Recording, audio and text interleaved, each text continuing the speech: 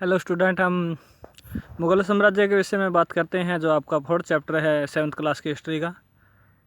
मध्यकाल है आपका 16वीं 17वीं शताब्दी के विषय में इस चैप्टर में बात की गई है। 16वीं 17वीं शताब्दी में जो मध्यकाल में किसी भी शासक के लिए भारतीय उपमहाद्वीप जैसे बड़े क्षेत्र पर भारतीय उपमहाद्वीप की बात करता है। बहुत बड़ा क्षेत्र, यहाँ लोगों की संस्कृति में इतनी बहुत सारी विविधताएँ हैं, हम जानते हैं, वो हमें पता है कि शासन पर कर पाना अत्यंत कठिन रहा था।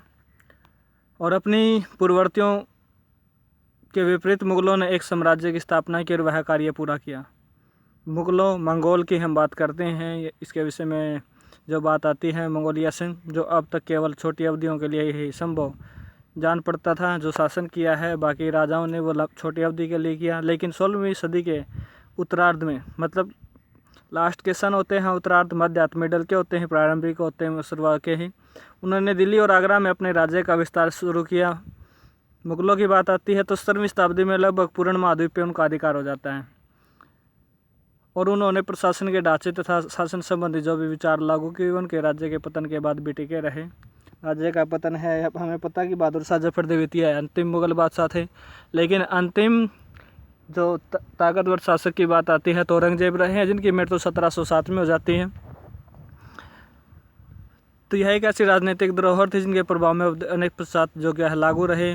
आज भारत के प्रधानमंत्री स्वतंत्रता दिवस पर मुगल शासक के निवास स्थान जहां बहादुर शाह जफर द्वितीय रहते थे, तो दिल्ली के लाल किले के प्राचीर में राष्ट्र को संबोधित करते हैं। मतलब ये लाल किला है दिल्ली का, जहाँ से देश को संबोधित किया जाता है या तिरंगा है वो फहराया जाता है। परेड की होती है 26 जनवरी की बात करते हैं हम।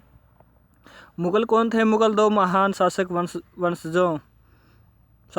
के वंशज थे। माता की ओर से वे मंगोल शासक, मैंने मंगोल वर्ड यूज़ किया था तो आप यहाँ समझ सकते हो कि मंगोल शासक चंगेज खां, जिन्होंने चीन और मध्य एशिया के बहुत सारे भागों पर राज किया, उसके उत्तराधिकारी थे माता की तरफ से। लेकिन पिता की ओर से ईरान, इराक एवं वर्तमान तुर्की के शासक तैमूर, जिसकी मृत्यु 1404 में हुई थी, उसके वंशज थे। अपने आप को तैमूर कहलाना पसंद करते हैं मंगोल ने, क्योंकि मंगोल जो हम बात की हमने चंगेज खां है ने जुड़ी स्मृतियाँ सैकड़ों व्यक्तियों के नरसंहार से संबंधित थी। मतलब क्या है, वो एक क्रूर शासक था, निर्दयी शासक था, और यही स्मृतियाँ मंगोलों के प्रतियोगी उज़्बेकों से भी संबंधित थी।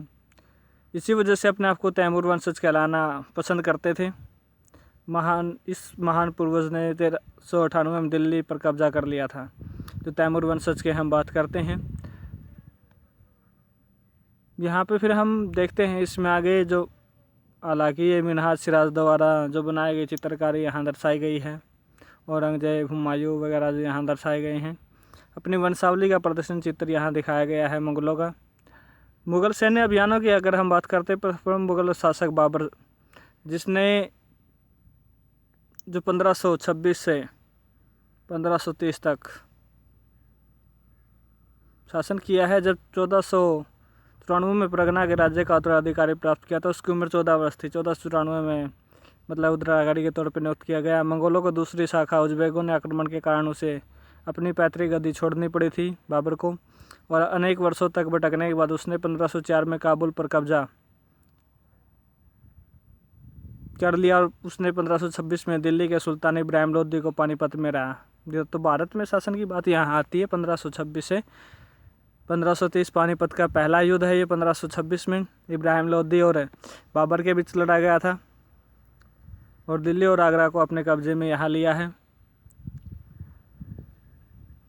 तो यहाँ पे एक जो यहाँ हम बात करते हैं इसमें फिर आगे कि मुगलों के प्रमुख सैन्य अभियानों को दर्शाया गया था। तालिका एक में इसमें ध्यान इस घटनाक्रम को कोई पुनरावृत्ति है ढूंढ सकते हैं, ऐसा कुछ यहाँ दिया नहीं हुआ है। फिर भी हम इसमें आगे बात करते हैं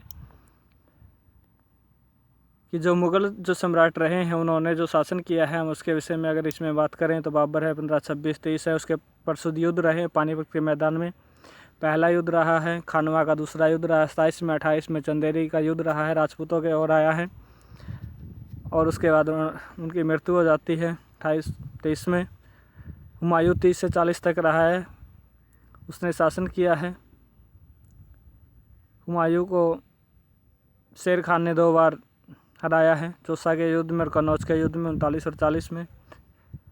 दोबारा से उसने फिर शासन किया है।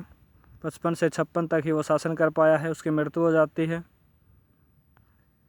इमारत में एक दुर्घटना में उसकी मृत्यु हो जाती है। अकबर का शासन है 1556 से 1605, 13 वर्ष की उपलायु में सम्राट बना है। तो सबसे लंबा शासनकाल है अकबर का, यहाँ रहता है, जिसने बहुत सारे युद्ध लड़े हैं।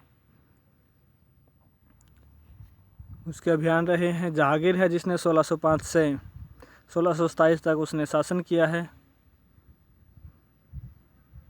और शाहजहाँ जिसने 1627 से 1658 तक उसने शासन किया है, ये उसके विषय में है। औरंगजेब जो अंतिम मुग़ल बादशाह थे, जो ताकतवर बादशाह रहे हैं, उसने 1658 से 1707 तक जो क्या उसने शासन किया है, वो बातें यहाँ रही हैं।